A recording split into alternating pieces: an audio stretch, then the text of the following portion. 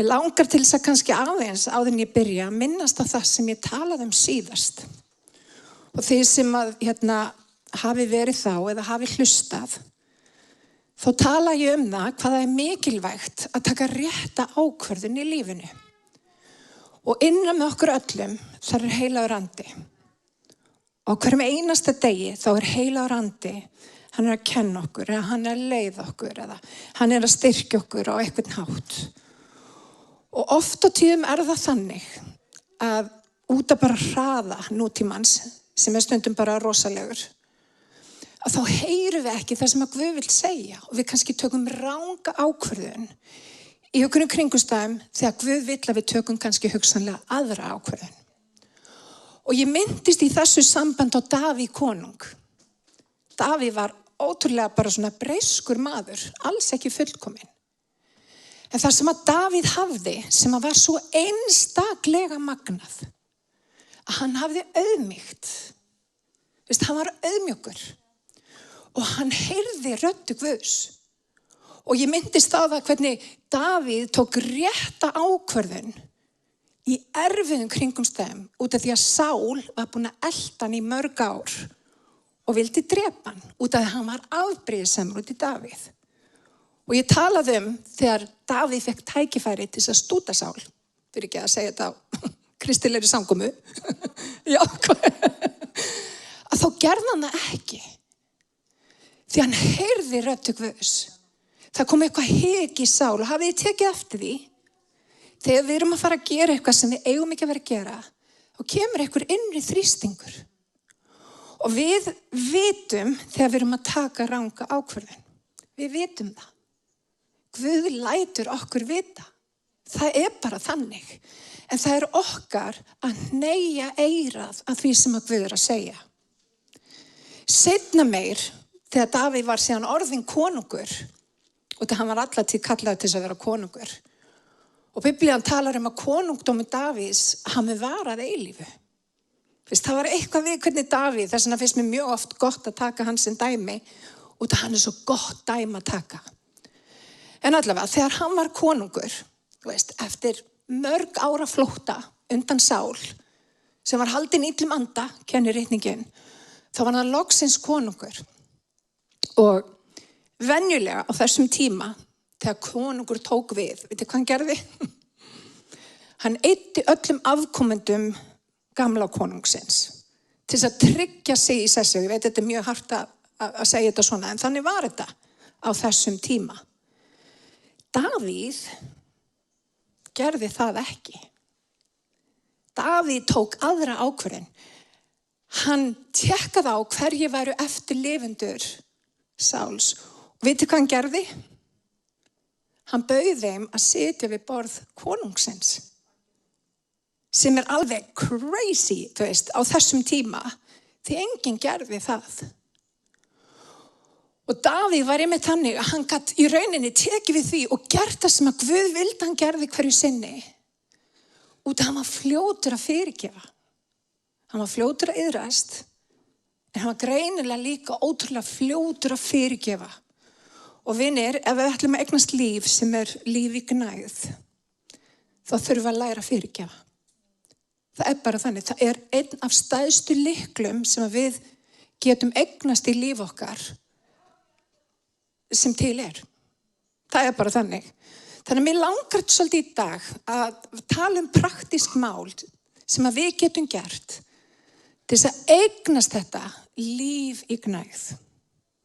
Og vinir, áður en ég kannski fer inn í þessa lykla, þá vil ég náttúrulega nefna það að við förum öll í gegnum erfiðleika á lífsleiðinni. Við vitum það. Og rosalega margir koma til dæmis úr æsku sinni, skaddaðir, meiddir, brotnir. Við erum öll þar. Hvert og allir. Og það engin, vinir, það engin skömm í því. Það eru allir sem að fara á fullorðinsárin og þau hafa issues. Hver sem að þau síðan kunna vera, það bara mjög breytilegt eftir fólki eða hvernig það vinnur úr því. En mér langar til að tala í dag hluti sem að við getum gert til að passa upp á það að við lifum góðu, innihaldsríku, blessuðu lífi. Hver til? Ég veit að ég allavega til. Þetta eru hluti sem ég bara lært í gegnum lífið. En hvað gerum við, vinir, þegar lífið hefur meitt okkur? Hvað gerum við þegar við komum kannski úr æskun okkar eða hjónabandin okkar eða sambandin okkar eða vináttin okkar og við erum bara meitt? Við erum í sárum. Hvað gerum við? Hvað gerum við? Það er góð spurning. Það er mismunandi hvað fólk gerir. Regla númer 1 sem að mér langar til að koma með fram hér í dag. Það er þetta, að lífið er betra í tengingu við fólk.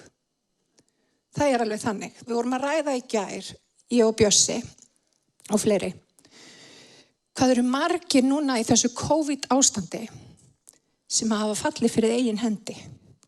Af hverju? Út af því að tengingar fólks er einhvern veginn skakkar sem gerir það verkum að það kannski leitar í hugbreytandi efni, það upplifir vonleys og annað slíkt. Þannig að tengingar við fólk, vinir, skiptir öllu máli. Og þá er núna bara spurningin, hvernig þurfa tengingarnar að vera?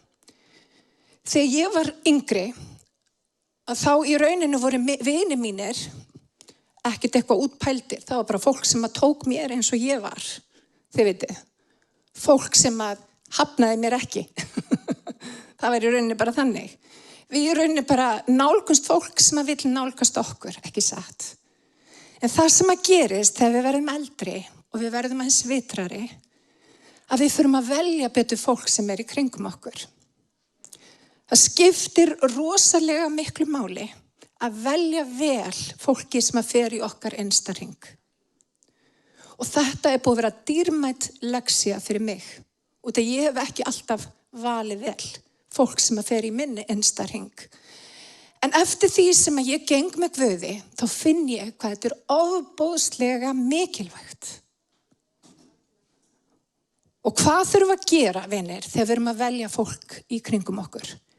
Við þurfum að gefa öllum samskiptum tíma.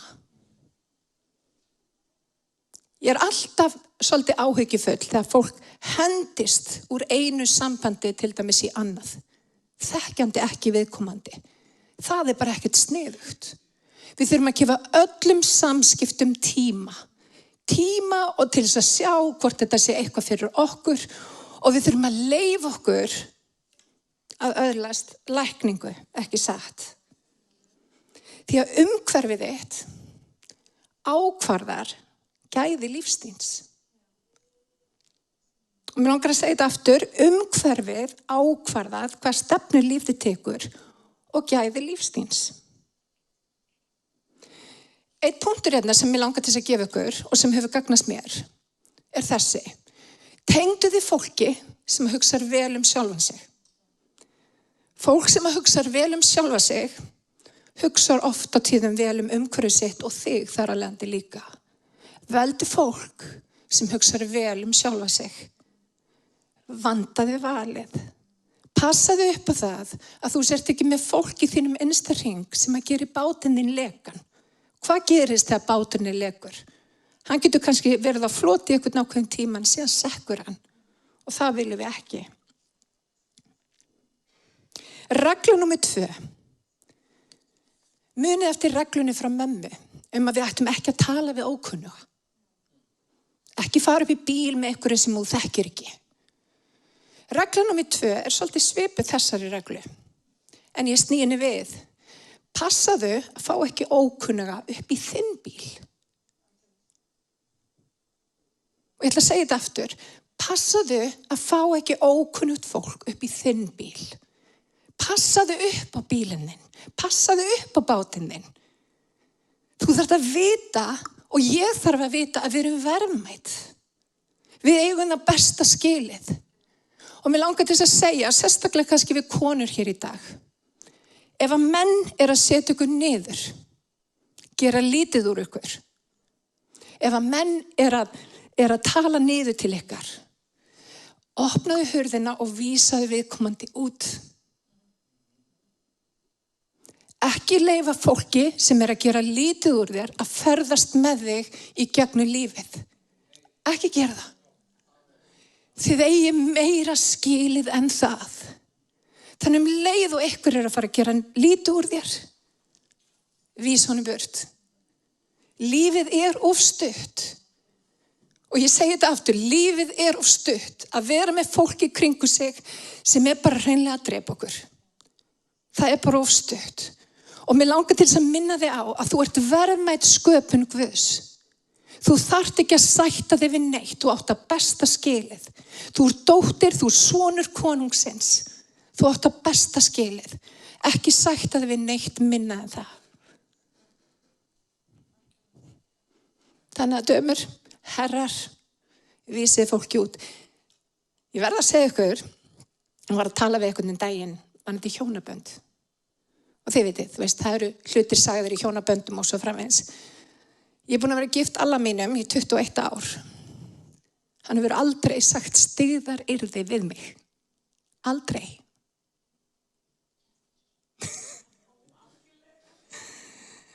Fólk heldur náttúrulega allir sé eitthvað fullkominn, hann það ekki.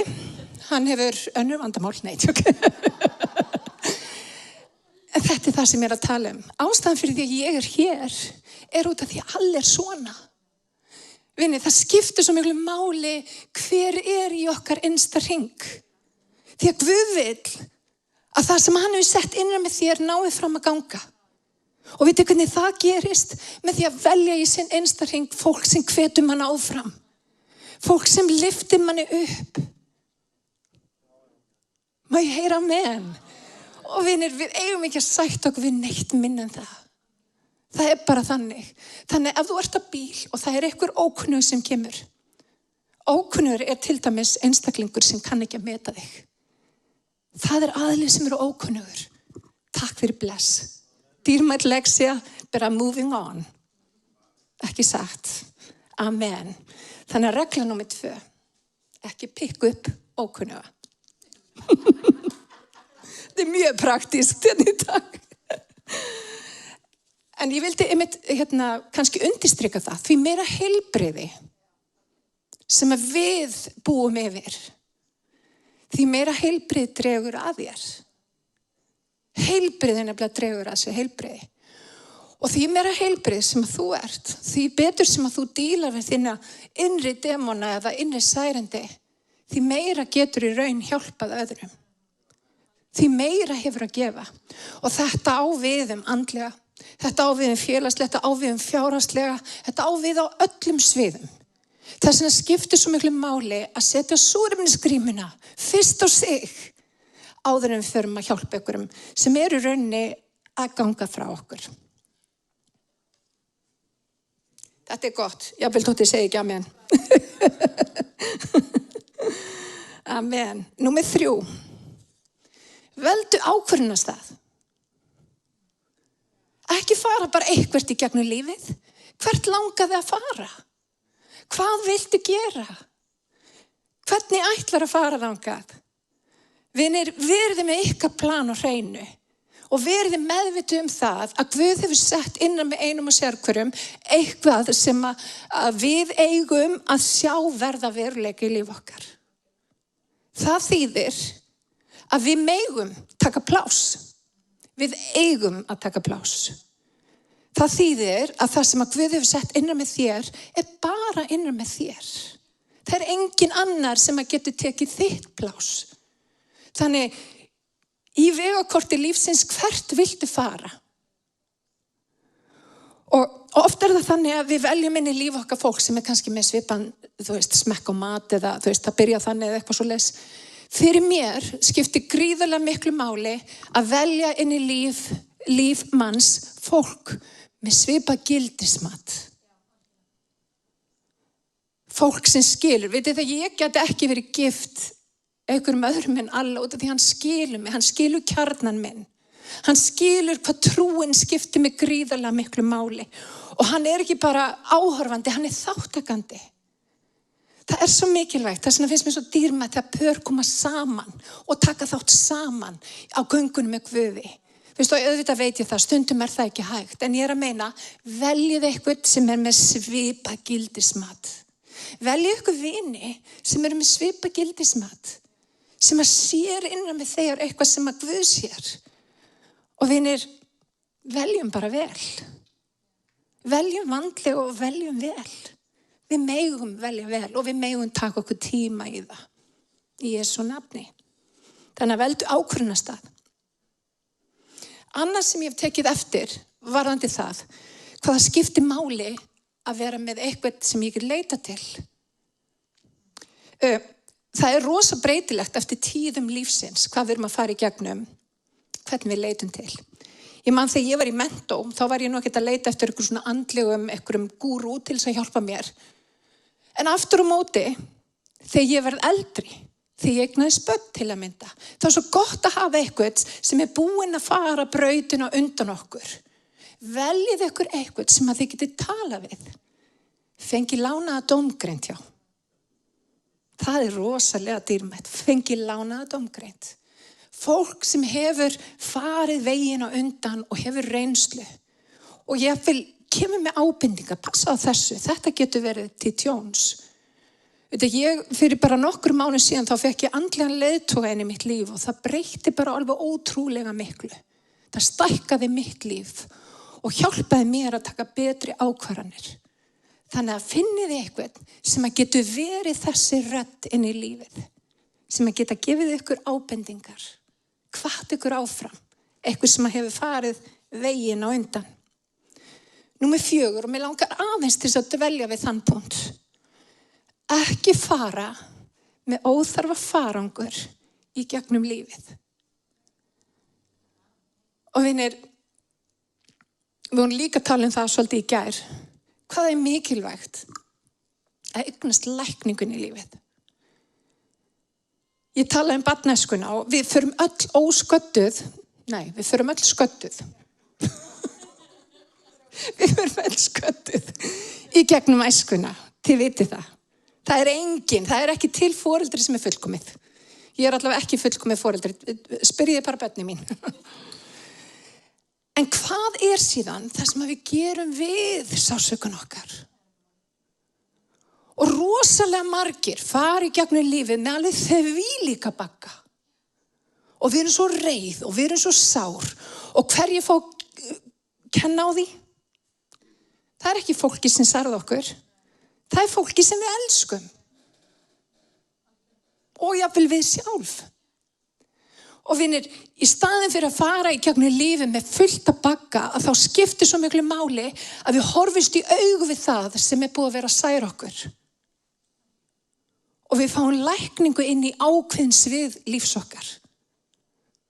Vitið að baggarnir, hvað segir Jesú? Komið til mín allir þér sem erfiði hafið og þungar byrðar og ég mun veit ykkur hvíld. Hann búinn að segja það. Hann sagði, þú þarft ekki að gangi í gegnum þitt líf með bagga á herðunum. Þér ekki ætlað að gera það.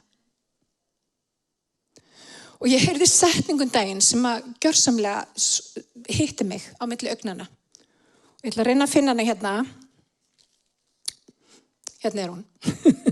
Ef þú dílar ekki við þína innri demona, þetta var á ensku, þá farði niður í kjallara af sáliðinni og lyfta lóðum. Náðu þessu. Ef þú dílar ekki við þína innri demona, þá farði niður í kjallara á sáliðinni og þeir fór bara að lyfta lóðum. Búið til rækt niður í kjallara. Ef þú dílar ekki við þinn innri sár, þá batna þau ekki, þau versna og þau brjótast fram í óæskilegri hegðun. Það það sem gerist. Páll postuli, áður en hann var kristinn, þá fór hann og var að terrorisera kristið fólk. Hugsið ykkur. Hann varpaði fólk í fangelsi. Hann jafnvel gerði það verkum að einhverju voru drepnir. Þegar loksins á ljósið var fyrir andlegri vakningu. Hugsið ykkur hvernig honum hefur lifið. Og hugsið ykkur líka fólkinu sem hitti Pál. Og hann hafði kannski gert eitthvað á þeirra hlut. fjölskyldumeðlimur sem hefur kannski verið varpað í fangilsi eða drepinn eða eitthvað því líkt. Hugsið ykkur. Bagginn sem að Páll postuli í rauninni þurfti að bera. En hann segir þetta sem ekkert ósvipað þessu varðandi innri demónana. Hann segir þetta svona í Efesbréfinu. Hann segir, ef þið reiðist, þá syndið ekki. Sólin má ekki setjast yfir reið ykkar. Og hann segir síðan, gefið djöflinum ekkert færi. Og ég hef oft hugsað þetta, sólin má ekki setjast yfir reið okkar. Er það bara yfir höfuð hægt? Stundum bara reiðustu og það orðið dimmt úti. Hvað gerum við þá?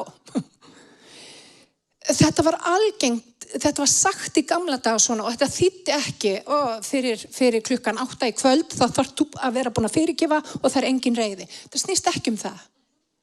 Þetta snýst miklu frekar um það að sól lífsins megi ekki setjast yfir reiðina. Og það skiptir nefnilega svolítið miklu máli. Það að reiðast eðlilegt. Og það meira þess að nauðsynlegt til þess að koma sér út úr óæskilegum aðstæðum. Við eigum að reiðast. En þegar reiðin tekur bólfestu í hjarta okkar, þá verður hún svo miklu verri en það. Og hún fer að geta af sér alls konar afkvæmi. Og það stendur, gefið djöflunum ekki færi, ekki leyfa honum að fara niður í kjallara á sáleikar og fara að lyfta lóðum. Og það gerist ef þið leyfir reiðinni bara grassera. Og hver skemmist við það? Við sjálf. Okkar samskipti í dag skemmast við það. Það það sem gerist. Við getum ekki notið lífsins eins og við ættum að njóta lífsins, eins og Guð vill að við njótum lífsins, ef við tökum þá leið í lífinu. Vinir, Guð vill meira fyrir þig en það. Og þess vegna segir hann, látið ekki sólina setjast yfir reið ykkar. Allt í lagi, gefið þið tíma, en afgreiðið síðan málið og sleppið í tökunum.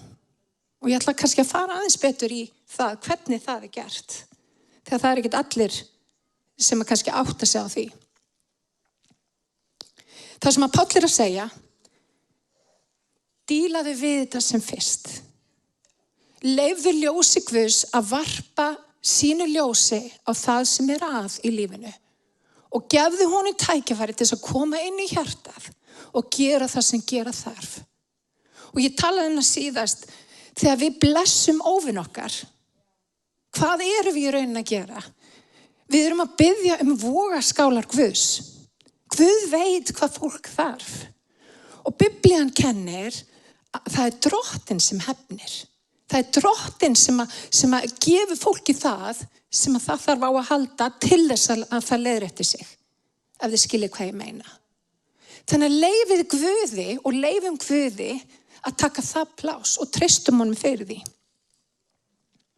Og svo stendur hérna aðeins seinna í Efesus, láti hvers konar beiskju, ofsa, reiði, háfað og lastmæli vera fjarlægt ykkur og alla mannvonsku yfirleitt. Verið góðvilju hvert við annað, miskunnsöm, fús til að fyrirgefa hvert öðru eins og Guð hefur í Kristi fyrirgefið okkur. Vinir, ég ger mig fulla grein fyrir því að sumt bara rosalega erfitt að fyrirgefa. Ég hef alveg staðið fram fyrir því að það ákveðnir hlutir sem ég hef haldið í út af það bara erfitt að fyrirgefa. En fyrirgefning ekki fyrir fólk út í bæ. Fyrirgefningin fyrir þig. Hún frelsi fyrir þig, hún frelsi fyrir mig. Og rosalega margir misskilja fyrirgefninguna. Fyrirgefningin til þess að leysa þig. Hún til þess að leysa mig. Og hefði Davíð til að mynda ekki fyrirgefið, það hefði aldrei Davíð gert það sem að Davíð gerði. Hann var bara með hendurna frjáls til þess að taka við því sem að Guð vildi gera í gegnum líf hans út af hann var tilbúin að fyrirgefa. En það ákveðin auðmýkt sem felst í því. En mér langar til þess að aðeins að fara í hvernig fyrirgefum við.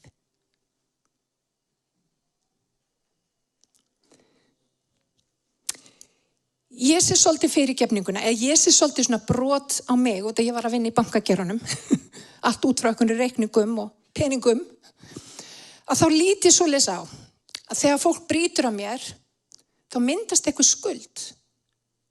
Það er eitthvað sem að tekur út af mínum reikningi í bankunum og það er ekki góð tilfinning. Ég vil ekki að fólk fara inn á minn tékkareikning og fara bara að taka út pening. En þannig er það þegar fólk brýtur á okkur. Við upplifum eins og fólk skulda okkur. Ekki satt. Ég stundum upplifið það, fólk bara skuldar mér, búin að vera vondur við mig, þú skuldar mér. En það sem er svo vond við það, þegar við leifum okkur að horfa þannig á það er þetta. Það er alveg sama hvað viðkomandi myndi gera ef hann kæmi til þín og bæði afsökunar.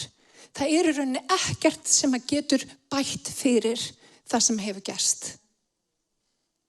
Ekki neitt. Það er ekki hægt að gefa þér aftur tímaninn, virðingu þína, gleði þína frá þessum tíma. Það er ekki hægt að gefa okkur tilbaka það sem hefur verið tekið frá okkur. Þess vegna er svo mikilvægt, vinir, að við afskrifum skuldina. Ég horfi svolítið á þetta þannig og ég manna í hruninu, ég var að vinna í banki í hruninu, æðislegu tími, by the way, alveg frábær. Þegar bankinn fór loksins að afskrifa skuldir, hvað gerðist?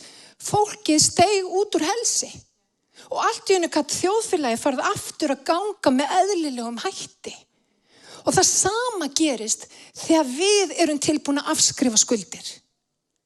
Allt í einu fara hlutirnir ákveðið frelsi eiga sér stað og bankarnir fengu allt tilbaka. Þeir afskrifuðu eitthvað, en þeir fengu allt sitt hvort sem er. Afskrift gefur nefnilega frelsi. Og það var kannski bankarnir áttuðu sig á því í rauninu of seint. Að í því að afskrifa á þegna landsins skuldir felst frelsi. Frelsi fyrir einstaklingana að fara að vinna aftur og verða, þið vitið, búa til peninga og svo framvegis. En það sama gildur um okkur. Og mér langar til þess að fara í bara örstutt, hvernig við gerum þetta. Oft á tíðum, þá nefnilega, þá fyrirgefur fólki við svona almennt. Þessi hefur verið vondur við mig, ég bara drottin í fyrirgjöfunum. Fyrir mér, og ég legg til að þið bara íhugi það, þau þurfum ekki endilega að gera það, en fyrir mér, þá hjálpaði mjög mikið að skrifa upp nákvæmlega hvað mér fannst vera gert á minn hlut. Ég skrifaði, og þið getið, dæmi. Hann tók frá mér æsku mína, eða þessi ár voru tekin, eða eitthvað slíkt. Þannig að þú listar upp hvað þú telur að hafa verið tekið frá þér. Og rosalega margir fara ekki í þessa vinnu, en þessi vinna skilar mestu. Leið og þú er búin að setja upp blað og þú sérð í rauninni skuldina, þá getur þú líka beðið Guð að frelsa þig inn á tilteknum sviðum lífstíns. Og þegar þú eru búin að skrifa þetta allt niður, út af það er alveg ofboðslega therapeutic að skrifa niður, þannig að þetta er bara algjörlega visuált. Ég veit að þau gerir þetta í tólsporakerfinu, bæði það sem að þú hefur brotið á öðrum og líka það sem hefur verið brotið á þér. Þetta skiptir máli. Af hverju? Því að þú ætlar að afskrifa skuldina. Það sem að þú gerir er síðan að skrifa, ég afskrifa. Þetta er búið. Þessi einstaklingum má ekki taka neitt meira frá mér, þetta er búið. Og til þess að kannski átta sig á því, þá er fyrsta skrefið hver hefur brotið á manni. Og flestir vita það. Flestir eru alveg með þá á hreinu, hver það er sem braut á. Númer 2 er einmitt að skrifa þetta niður. Númer 3, að fyrirgefa. Það er að taka ákvörðun að fyrirgefa. Og það er ekki þannig að þegar við fyrirgefum að þá fáum við eitthvað gæsóð og það gerist eitthvað og við heyrum eitthvað trommusóló í andanum og eitthvað gerist. Það er ekki þannig. Fyrirgefning er fyrst og síðast bara ákvörðun. Ákvörðun að þú ætlar ekki að lifa í fortíðinni. Þú ætlar að halda áfram inn í framtíðina. Páll postuli sagði á öðrum stað, hann sagði, ég gleymi því sem að baki er. Ég seilist eftir því sem framundan er. Og hann þá að meina, hann muni aldrei muna neitt sem að gerðist, það þýðir það ekki heldur. Heldur það að ég ætla ekki að búa í fortíðinni. Ég ætla að vera tilbúin og seilast eftir því sem er fyrir fram að mig. Og vinir, til þess að við eignumst líf í gnægð, að þá þurfum við að vera tilbúin til þess að seilast eftir því sem að Guð hefur fyrir okkur. Má ég heyra með hann? Þannig ákvörðunum að fyrirgefa. Afskrifa skuldina. Og vinir, fyrst sinn að þá munu tilfinningarna poppa upp aftur. Það eitthvað sem kemur og sagði, manstu, hvað var vondu við þig þarna? Þá segir við tilfinningunni þína, það er rétt, en ég er búin að afskrifa þetta. Þetta er búið. Þetta hefur ekki verið valdið um mig lengur. Og þegar þú og þegar andi þinn tekur stjórn á þínum tilfinningum, veitir hvað gerist? Tilfinningarna fylgja. Það er nákvæmlega það sem gerist. Tilfinningarna fylgja. En við þurfum að vera meðvituð. Við þurfum að segja við fortíðin okkar hingað og ekki lengra. Þetta er búið. Nú ætlum ég að taka ábyrgð á minni hamingju til framtíðar. Af hverju? Því á það skilið. Og mér langar að minna einn og sér hvern hér á. Þú átt skilið að vera hamingjusamur. Þú átt skilið þetta líf í gnægð með Guði. Og ekki leyfa djöflinum að fá færa okkur með þessum hætti. Það er að byggja upp hérna gym í kjallaranum. Allir að byggja hérna gym í bílskúrnum okkar. Þetta er ekki beint á honum. Allir nefnilega freka fljótur að fyrirgefa. En það sem ég vildi segja er þetta, vinir. Gefum ekki djöflinum færi. Og við erum búin að tala rosalega mikið 2021 og ég held að allir finni það. Það er eitthvað breytt í andanum. Það er eitthvað léttir í andanum. Ekki fara með farangur síðan 1995 inn í 2021. Let it go. Og tökum við því sem að Guð fyrir okkur í dag. Leifum okkur það, vinir. Og ég veit ef að þú getur komið hérna upp og sagt, ég myndi trúa þér, ég veit að þú hefur gengið í gegnum hluti.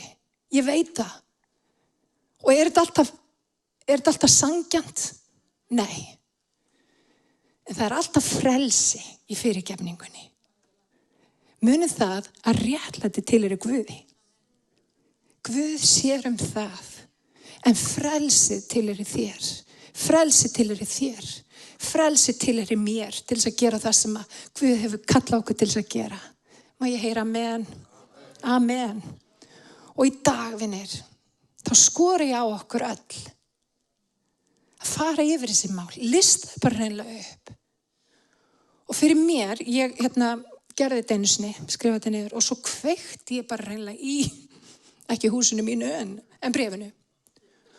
Og vitið það, þetta var svo óbúslega frelsandi. Þetta er bara svona, kaflaskil. Þetta er búið. Og það er bara dásamlegt. Og megi þetta dæmi í fortíðinni vera bara búið. Rísum að fætur. Drottinn, við bara komum fram fyrir þig. Ég þakka þér fyrir það, Drottinn minn, að þú ert réttlátur. Og jáfnvel þótt að við finnum það stundum ekki. Við áttum okkur ekki á því, þá bara treystum við þér.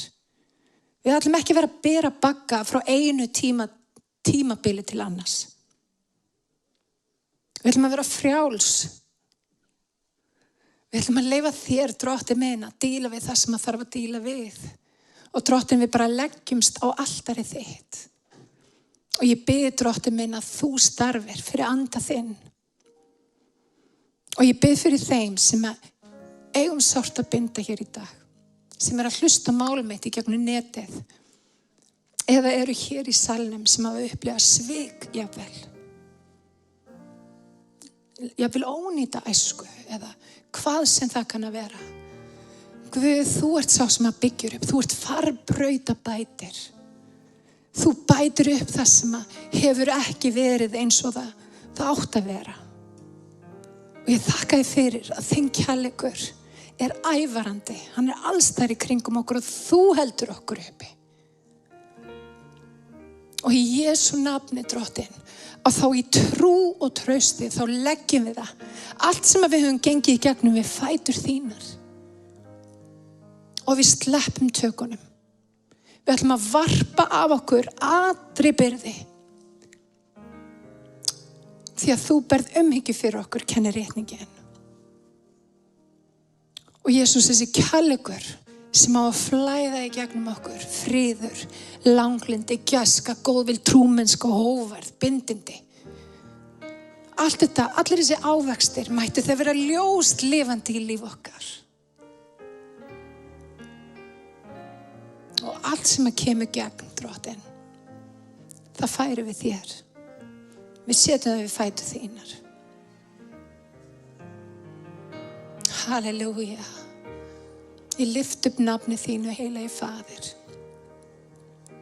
Í Jesú nafni, mér langar til þess að biðja bæn frelsisins ef að einhver hér að hlusta eða er hér í salnum og hefur ekki tekið formlega við Jesús sem sínu persónulega frelsara. Það er hann bara einni bæn í burtu. Hann heyrir. Og vitið það er ekki til betri gjöf heldur en að vera með Jesú í hjartanu. Heilagan andi í hjartanu sem leiðir okkur. Þannig að mér langar til þess að biðja og ég bið ykkur að hafa bænina upp eftir mér. Og hún er svona: kæri Jesús, ég bið að koma inn í hjarta mitt í dag. Ég bið að fylla mig af heilugum anda. Ég bið að fyrirgefa mig sérhverja synd. Ég bið að ganga með mér hvern einasta dag. Drottinn Jesús, ég þakka þér að ég er þitt barn. Í Jesú nafni, amen.